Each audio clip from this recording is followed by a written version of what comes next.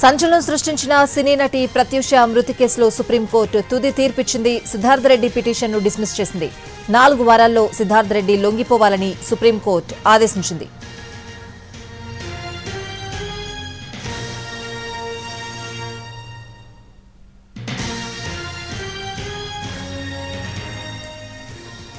సంచలనం సృష్టించిన సినీ నటి ప్రత్యూష మృతి కేసులో సుప్రీంకోర్టు తుది తీర్పిచ్చింది. సిద్ధార్థ రెడ్డి పిటిషన్ను డిస్మిస్ చేసింది. 4 వారాల్లో సిద్ధార్థ రెడ్డి లొంగిపోవాలని సుప్రీంకోర్టు ఆదేశించింది.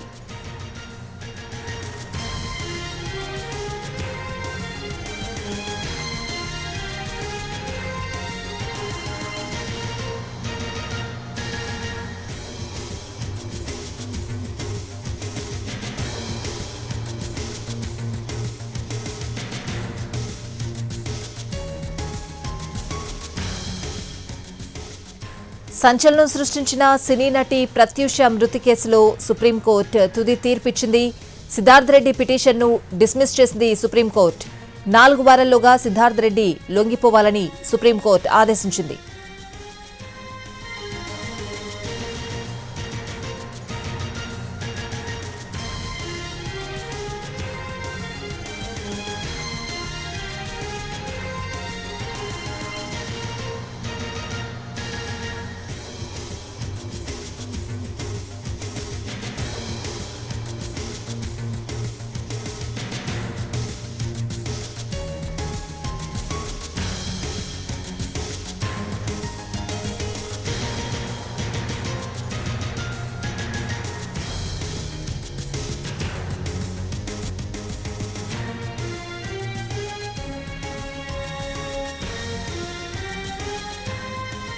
సంచలనం సృష్టించిన సినీ నటి ప్రత్యూష మృతి కేసులో సుప్రీంకోర్టు తుది తీర్పిచ్చింది. సిద్ధార్థ రెడ్డి పిటిషన్ను డిస్మిస్ చేసింది సుప్రీంకోర్టు. 4 వారాల్లోగా సిద్ధార్థ రెడ్డి లొంగిపోవాలని సుప్రీంకోర్టు ఆదేశించింది. మా ప్రతినిధి రాజు ఢిల్లీ నుంచి లైవ్లో సిద్ధంగా ఉన్నారు. సుప్రీం ఎటువంటి ఆదేశాలు జారీ చేసింది? పూర్తి అప్డేట్స్ అడిగి తెలుసుకుందాం. రాజు.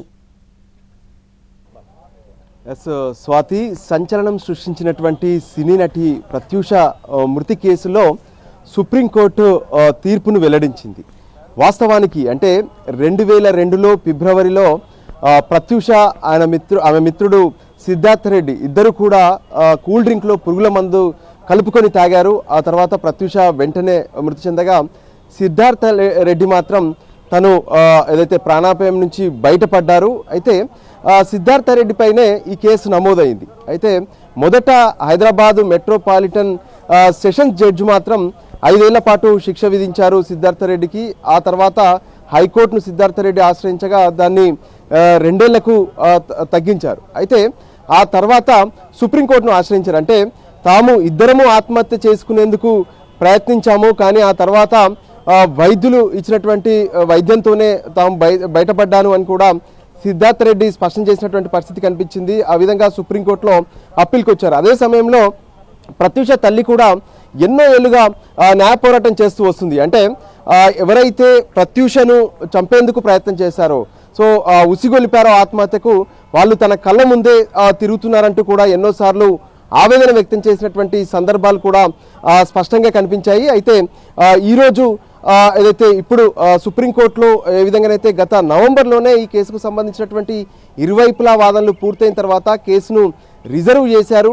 సో కొద్దిసేపటి క్రితమే సుప్రీంకోర్టులో ఉన్నటువంటి జస్టిస్ మన్మోహన్ సింగ్ల ధర్మాసనం ప్రత్యేకంగా దీనికి సంబంధించినటువంటి జడ్జిమెంట్ కూడా ఇచ్చింది. అయితే దీంట్లో సిద్ధార్థ రెడ్డి వేసినటువంటి పిటిషన్ను కొట్టివేయడమే కాకుండా 4 వారాల్లోగా సిద్ధార్థ రెడ్డి ఏదైతే లొంగిపోవాలి, ఏదైతే జైలు ముందు లొంగిపోవాలనే విషయాన్ని స్పష్టం చేస్తూనే మరికొన్ని అంశాలను ఇక్కడ కీలకంగా పరిశీలించినటువంటి అంశాలను కూడా ప్రత్యేకంగా చదివి వినిపించారు. పోస్ట్ మార్టం సంబంధించినటువంటి రిపోర్ట్ ఏదైతే ఉందో ఇది ఎలా జరిగింది అనే దాని మీద, దాంతోపాటు మునుస్వామి కమిటీ కూడా వేశారు అప్పుడు. సో దానికి సంబంధించినటువంటి ఫోరెన్సిక్ నివేదిక ఏదైతే ఉందో ఆ నివేదికను పరిశీలించామని చెప్పారు. ప్రత్యూష ఆత్మహత్యకు పురిగొల్పినటువంటి ఆధారాలు ఏవైతే ఉన్నాయో వాటికి సంబంధించినటువంటి వాటిని కూడా పూర్తిగా పరిశీలించామని చెప్పి స్పష్టం చేశారు. హెల్త్ రిపోర్ట్ ఏదైతే ఉందో దానికి సంబంధించింది కూడా పూర్తిగా పరిశీలించామని చెప్పి సుప్రీంకోర్టు ధర్మాసనం స్పష్టం చేసింది. సో మొత్తానికి సిద్ధార్థ రెడ్డి వేసినటువంటి పిటిషన్ను కొట్టివేస్తూ సుప్రీంకోర్టు స్పష్టమైనటువంటి ఆదేశాలు ఇచ్చింది. దీనికి సంబంధించినటువంటి పూర్తి కాపీ మరికొద్ది సేపట్లో సుప్రీంకోర్టు వెబ్సైట్లో అప్లోడ్ చేస్తారు. ఆ తర్వాత పూర్తి వివరాలు కూడా తెలుస్తాయి. ప్రస్తుతానికి మాత్రం సిద్ధార్థ రెడ్డి వేసినటువంటి పిటిషన్ అంటే తనకు శిక్షను తగ్గించాలంటూ తను ఇందులో నిందితుడిని కాదు, తాను కూడా ఆత్మహత్య చేసుకునేందుకే ప్రయత్నం చేశాము, కానీ తాను వైద్యుల వల్లే బయటపడ్డానని చెప్పి ఏ విధంగానైతే సిద్ధార్థ రెడ్డి చేసినటువంటి అప్పీల్ ఉందో వాటిని మొత్తం కూడా కొట్టేశారు. సో ఇప్పుడు మొదటి నుంచి ఏ విధంగానైతే ప్రత్యూషను ఆత్మహత్య చేసుకునేందుకు ఉసిగొలిపింది సిద్ధార్థ రెడ్డినే అంటూ కూడా ప్రత్యూష తల్లి సరోజినీదేవి పెద్ద ఎత్తున ఆందోళన చేసింది, న్యాయ పోరాటం కొనసాగిస్తూనే ఉంది. సో ఫైనల్గా ఇప్పుడు మరికొద్ది సేపట్లో సరోజినీదేవి సైతం ఈ విషయంలో స్పందించే అవకాశం కనిపిస్తుంది. మొత్తానికి ప్రత్యూష కేసు అంటే సరిగ్గా 24 ఏళ్ల క్రితం 2 దశాబ్దాల క్రితం జరిగినటువంటి కేసు ఇప్పుడు సుప్రీంకోర్టు తీర్పు ఇవ్వడం నిజంగా ఇది ఒక సంచలనం అని చెప్పుకోవచ్చు. ఎందుకంటే ఎన్నో ఏళ్లుగా విచారణ జరిగిన తర్వాత మొదట హైదరాబాద్ మెట్రోపాలిటన్ సెషన్స్ కోర్టు ఇచ్చినటువంటి జడ్జిమెంట్, ఆ తర్వాత హైకోర్టు ఇచ్చినటువంటి జడ్జిమెంట్, ఆ తర్వాత ఇప్పుడు ఫైనల్గా సుప్రీంకోర్టు ఇచ్చినటువంటి జడ్జిమెంట్తో ఇక ప్రత్యూష కోసం ఆందోళన చేసినటువంటి వాళ్ళందరూ కూడా వాళ్ళు అంటే ప్రత్యూషకు న్యాయం జరిగిందని అనుకోవచ్చు.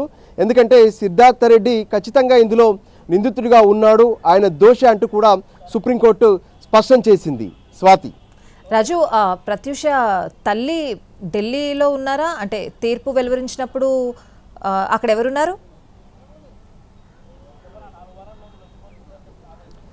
ఎస్ స్వాతి, ఇప్పటి వరకు ప్రత్యూష తల్లి అంటే గతంలో ఎన్నోసార్లు కూడా సుప్రీంకోర్టులో విచారణ జరిగిన ప్రతిసారి కూడా సరోజినీదేవి ఢిల్లీకి వచ్చారు, కానీ ఈరోజు మాత్రం హైదరాబాద్లోనే ఉన్నారు. ఎందుకంటే ఆమెకు సంబంధించినటువంటి అంటే నాగముత్తుతో పాటు మరికొంతమంది అడ్వకేట్స్ కూడా ఇందులో ఒకవైపు ఏదైతే సిద్ధార్థ రెడ్డి తరపున వాదనలు వినిపించారు, అటు సరోజినీదేవి తల్లి అంటే ప్రత్యూష తరపున కూడా వాదనలు వినిపించినటువంటి కౌన్సిల్స్ కూడా ఈరోజు సుప్రీంకోర్టులో ఉన్నారు. వాళ్ళ ద్వారా సమాచారం తెలుసుకునేందుకు తాను తెలుసుకుంటానని చెప్పి ఇప్పటికే సరోజినీదేవి స్పష్టం చేసింది. కొద్దిసేపటి క్రితమే సరోజినీదేవితో మాట్లాడితే ఖచ్చితంగా ఈ కేసులో అంటే సిద్ధార్థ రెడ్డికి శిక్ష పడాలి, వాస్తవానికి సిద్ధార్థ రెడ్డితో పాటు మరికొంతమంది కూడా ఇందులో ఉన్నారు, కానీ వాళ్ళందరూ తప్పించుకున్న సిద్ధార్థ రెడ్డే కీలకమైనటువంటి దోషి, ఆయనకు శిక్ష పడాల్సినటువంటి అవసరం ఉంది. అందుకోసమే తాను సుప్రీంకోర్టులో కూడా న్యాయ పోరాటం చేశామని చెప్పి కూడా సరోజినీదేవి స్పష్టం చేసింది. దానికి అనుగుణంగానే సరోజినీదేవి హైదరాబాద్లో ఉన్నటువంటి మణికొండలో తనకున్నటువంటి నివాసంలో ఉన్నారు. మరికొద్ది సేపట్లో మీడియా ముందుకు వచ్చి ఈ ప్రత్యూషకు జరిగినటువంటి అన్యాయము మరెవరికి కూడా జరగొద్దంటూ గత కొన్నేళ్లుగా తెలంగాణలో వివిధ ప్లాట్ఫామ్స్ పైన సరోజినీదేవి ఆందోళన చేసింది, తన ఆవేదనను కూడా వ్యక్తం చేసినటువంటి సందర్భాలు కనిపించాయి. సో దానికి అనుగుణంగానే మరికొద్ది సేపట్లో హైదరాబాద్లోనే మీడియాతో మాట్లాడతాననే విషయాన్ని కూడా సరోజినీదేవి స్పష్టం చేసింది. స్వాతి, రాజు, అంటే ఇన్నేళ్ల సుదీర్ఘ న్యాయ పోరాటం తర్వాత ప్రత్యూష తల్లికి అనుకూలంగా తీర్పు రావడం అంటే సుప్రీం తీర్పుని ఏ విధంగా చూడాలి?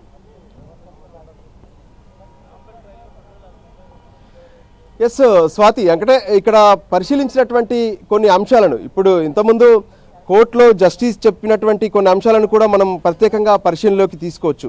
ఎందుకంటే ఈ కేసు ఎప్పుడైతే 2002 ఫిబ్రవరి 23వ తేదీన వాళ్ళు ఆత్మహత్య చేసుకునేందుకు ప్రయత్నం చేశారు, కానీ అప్పటికే సినిమాలు అంటే ఎన్నో సినిమాల్లో అవకాశం వచ్చింది. మొదట రాయుడు సినిమా ద్వారా అంటే మోహన్ బాబు నటించినటువంటి రాయుడు సినిమా ద్వారా ప్రత్యూషకు అవకాశం వచ్చింది. ఆ తర్వాత అందాల పోటీలో కూడా ప్రత్యూషకు ప్రత్యేకమైనటువంటి గుర్తింపు వచ్చింది, మిస్ లవ్లీ హైదరాబాద్గా కూడా పేరు తెచ్చుకుంది. సో ఖచ్చితంగా భవిష్యత్తు ఉంటుంది అనుకున్నటువంటి సమయంలో ఇంటర్లో మిత్రుడిగా ఉన్నటువంటి సిద్ధార్థ రెడ్డి కావాలనే ఆమె కెరీర్ను నాశనం చేయడంతో పాటు ఆమె పైన దురాలోచనతోనే ఆమెను హత్య చేసేందుకు ప్రయత్నం చేశాడంటూ కూడా పెద్ద ఎత్తున ఆందోళన జరిగినటువంటి పరిణామాలను కూడా మనం చూసాము. అయితే ఏదైతే ఈ ప్రత్యూష ఎపిసోడ్ అంటే ప్రత్యూష మృతి తర్వాత ప్రత్యేకంగా ఫోరెన్సిక్ నివేదిక కోసం కూడా 3 నిపుణులతో ప్రత్యేకంగా కమిటీ వేసింది అప్పటి ప్రభుత్వం. ఆ తర్వాత పోస్ట్ మార్టానికి సంబంధించినటువంటి రిపోర్ట్ కావచ్చు, ఆ తర్వాత అక్కడ ఉన్నటువంటి ఆధారాలు కూడా వీటన్నిటిని కూడా పరిశీలించామని చెప్పారు. సో దానికి అనుగుణంగానే వాటన్నిటిని పరిశీలించిన తర్వాత అంటే మొదట మెట్రోపాలిటన్ కోర్టు ఏదైతే హైదరాబాద్ కోర్టు ఉందో హైదరాబాద్ కోర్టు స్పష్టంగా 5 ఏళ్ల పాటు శిక్ష వేసింది. ఆ తర్వాత తాను అసలు ఇందులో బాధితుడినే, తాను కూడా ఏ విధంగానైతే ఆత్మహత్య చేసుకునేందుకు ఇద్దరము ప్రయత్నం చేశామంటూ కూడా సిద్ధార్థ రెడ్డి తరపున వాదనలు వినిపించారు. అయినప్పటికీ కూడా ఖచ్చితంగా ప్రత్యూషకు ఏ రోజు కూడా చనిపోవాలనేటువంటి ఆలోచన లేదు. తను సినిమాల్లో బిజీ అవుతున్నటువంటి రోజులు అవి. సో ఖచ్చితంగా కంటిన్యూగా కనుక ఉండుంటే ఒక కీలకమైనటువంటి నటిగా మారేటటువంటి అవకాశాలు ఉండేటివి. కానీ ప్రత్యూషను కెరీర్లో నాశనం చేయడమే కాకుండా ఆమె చనిపోయేలా ఉసిగొల్పింది ఖచ్చితంగా సిద్ధార్థ రెడ్డి అంటూ కూడా ప్రత్యూష తల్లి సరోజిన్ దేవి ఆందోళన చేసినటువంటి సందర్భాలు కనిపించాయి.